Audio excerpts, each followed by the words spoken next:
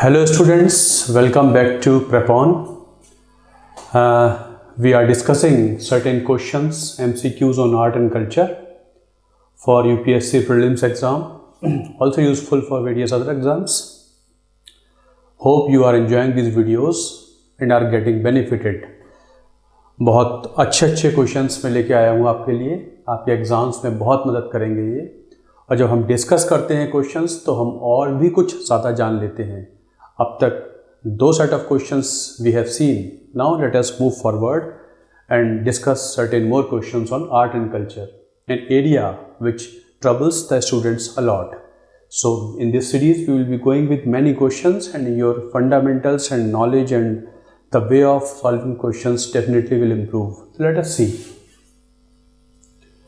We have done certain questions in last lecture. Let us move forward and do some more today.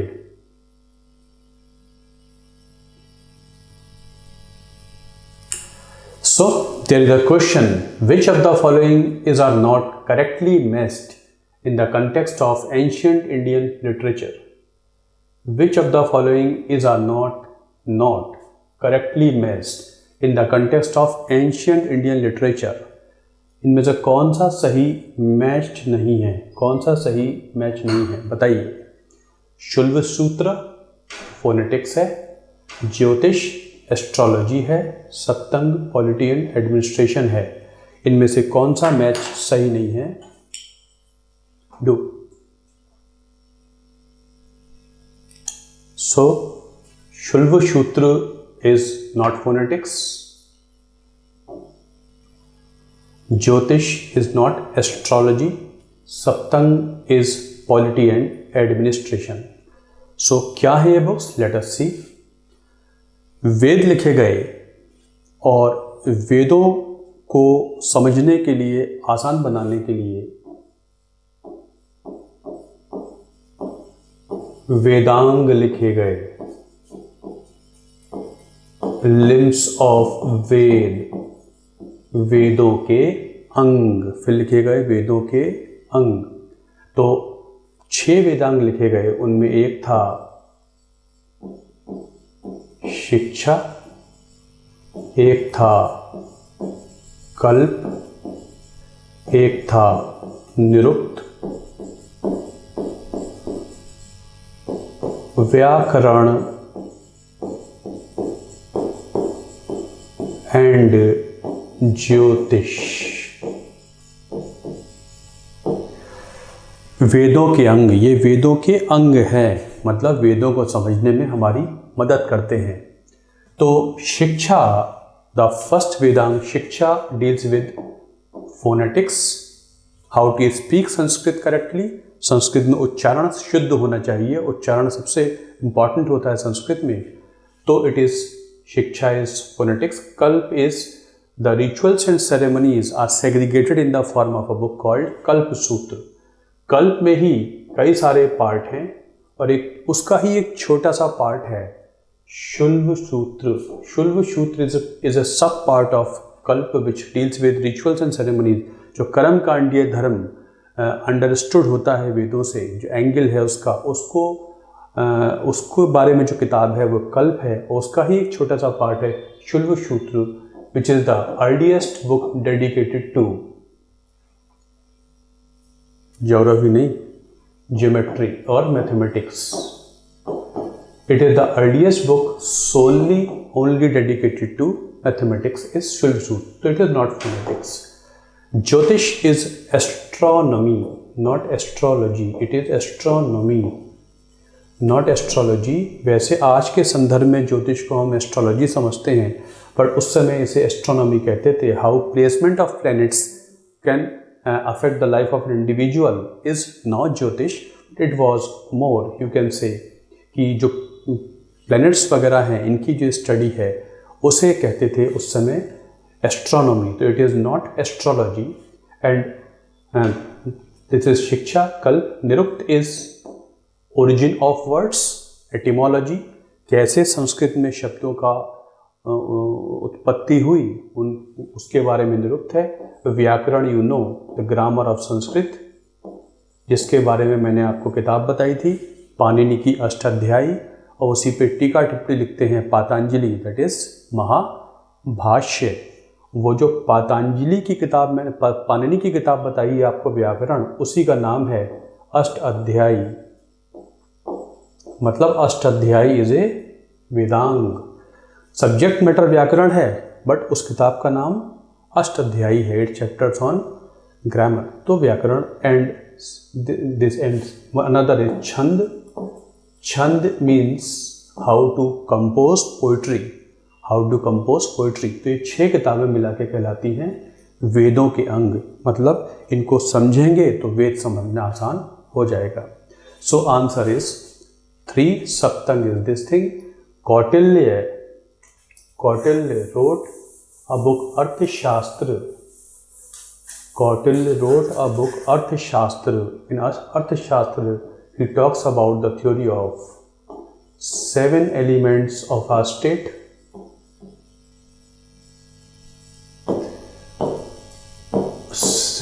Elements of a state. Polity में state बताया था मैंने आपको। एक state के 7 अंग होते हैं। अगर उन 7 पे विशेष ध्यान दिया जाए, ऐसे स्टेट लॉन्ग लास्टिंग होते हैं। तो वो जो थ्योरी है, एक स्टेट के 7 अंग होते हैं, that is called polity and administration. मतलब ये मैच सही है। This is the correct answer. Theory of 7 elements of state, Saptanga theory given by Kautilya in his book Arthashastra. Arthashastra book on polity, not economics, book on polity. So answer is this one. 7 अंग क्या है? Let us discuss later on, अभी नहीं। Now, the book Forgotten Empire is about the glory of, the book Forgotten Empire is about the glory of Sur Empire, Sher Shah और Vijayanagar kingdom, और Cholas of Thanjavur और Jaunpur kingdom. सभी culture के लिए बहुत इंपॉर्टेंट माने गए हैं। किसको फॉरगॉटन एम्पायर माना जाता है? किस किताब के बारे में फॉरगॉटन एम्पायर है? It is about Vijayanagara kingdom. Forgotten Empire written by Robert Sewell. He wrote a book about the glory of Vijayanagar. Once Vijayanagar used to be a very, very powerful kingdom, very big kingdom, known for its cultural contribution, a kingdom visited by many foreign travelers. बहुत सारे foreign travellers यहाँ आए हैं। सभी ने विजयनगर के बारे में अपने अकाउंट्स दिए हैं। जो इतना मशहूर शहर था दुनिया में कल्चर के लिए एक ज़माने में, जहाँ पोर्चुगीज़ भी आए, इंग्लिश भी आए, अफ्रीकन्स भी आए, सब ने उसे विज़िट किया है, उसके बारे में लिखा है। वो बाद में तहस नहस हो गया। तो उसके बारे में किताब है फॉरगॉटन एम्पायर विजयनगर। विजयनगर की जो अवशेष हैं वो आजकल मिलते हैं कहाँ? हम्पी, कर्नाटक में हम्पी में। तो विजयनगर किंगडम के बारे में है Forgotten Empire written by Robert Sewell. तो दिस इज विजयनगर। राजा कृष्ण देव राय, उनके बारे में, वहाँ पे बहुत सारे टेम्पल्स वगैरह हैं विजयनगर में। तो विजयनगर पे हम एक पढ़ेंगे भी, आगे चलकर देखेंगे भी, एक वीडियो भी बनाऊंगा इस पर। मैच करिए which of the following books are pairs is correctly matched. इनमें से कौन सा करेक्टली मैच्ड है? माट विलास प्रहसन, शिल्पाधिकारम, मृच्छ कटिक, सूत्र पिटक। इनमें कौन सा पेयर सही मैच्ड है? माट विलास प्रहसन क्या संगम टेक्स्ट है? संगम टेक्स्ट है क्या? संगम लिटरेचर की किताब है। शिल्पाधिकारम कन्नगी कल्ट से संबंधित है। मृच्छ कटिक क्या विक्ट्री ओवर शाकाज है? Western Shakas of western India, उनके ऊपर विजय की किताब बारे में किताब है। सूत्र पिटक क्या बुद्धिस्ट मॉन्क्स का कोड ऑफ कंडक्ट है?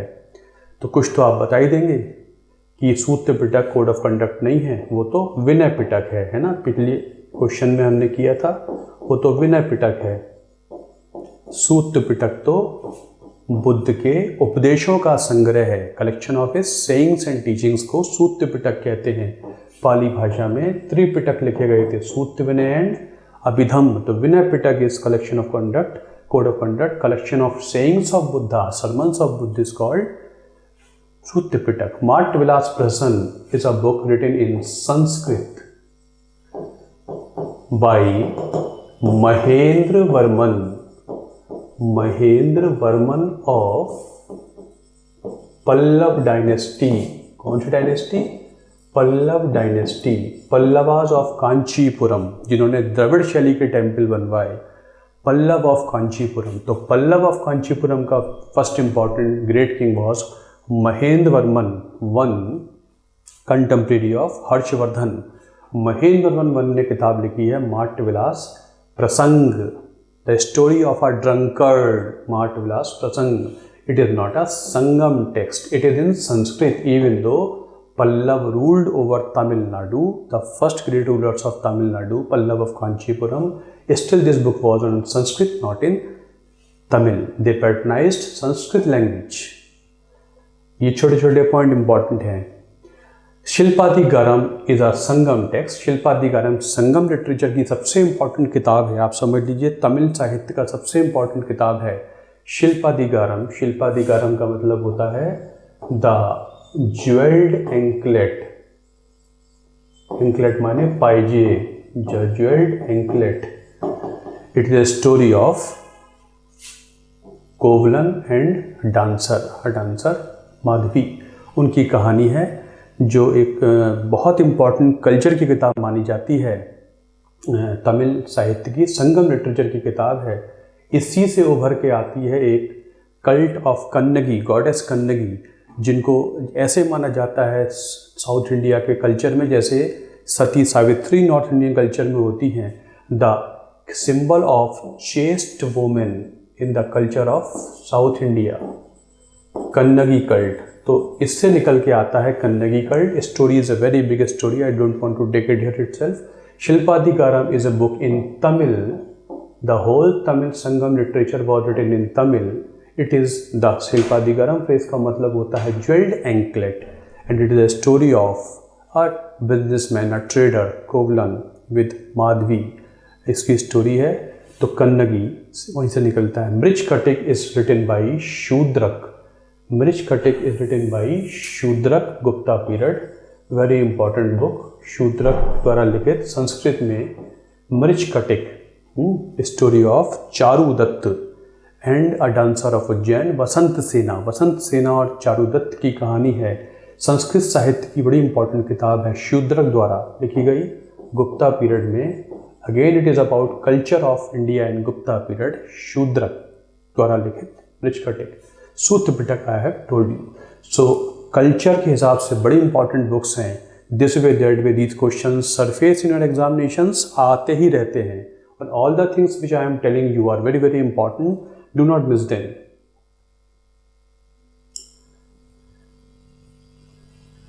Pitch wise, which of the following phrase describes the phrase, which of the following phrase will describe the work?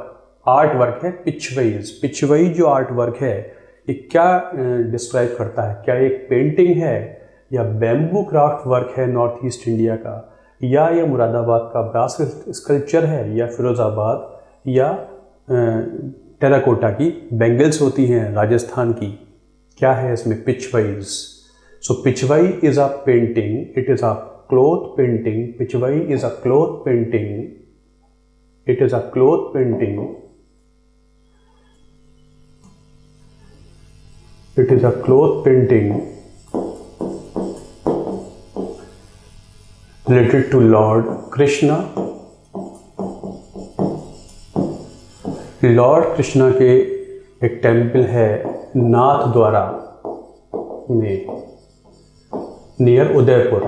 नाथ द्वारा में जो लॉर्ड कृष्णा का टेम्पल है, वहीं पर जो उनके पीछे पेंटिंग लगाई जाती है, बैकग्राउंड में जो स्टैचू है लॉर्ड की और पीछे जो पेंटिंग है, that is called Pichwai painting. It is about the Lord Krishna. Lord Krishna के बारे में पेंटिंग है उनकी। लॉर्ड कृष्णा का बचपन तो वृंदावन मथुरा में बीतता है, उनकी जो टीन एज है वो नाथ द्वारा में बीतती है, उनकी एडल्ट एज है वो द्वारका में बीतती है गुजरात में। सो नाथ द्वारा में उनका टेम्पल है, उदयपुर के पास। इस क्लॉथ पेंटिंग को कहते हैं Pichwai painting. It is a sort of painting. At which of the following places Pandava Ratha और रथा टेम्पल्स आर फाउंड। ये पांडव रथ भी कहलाते हैं, कहाँ पाए जाते हैं? क्या कुरुक्षेत्र में पाए जाते हैं, या कांचीपुरम में, या मामल्लपुरम में, या पत्तदकल में? कहाँ पाए जाते हैं पांडव रथा और रथा टेम्पल्स?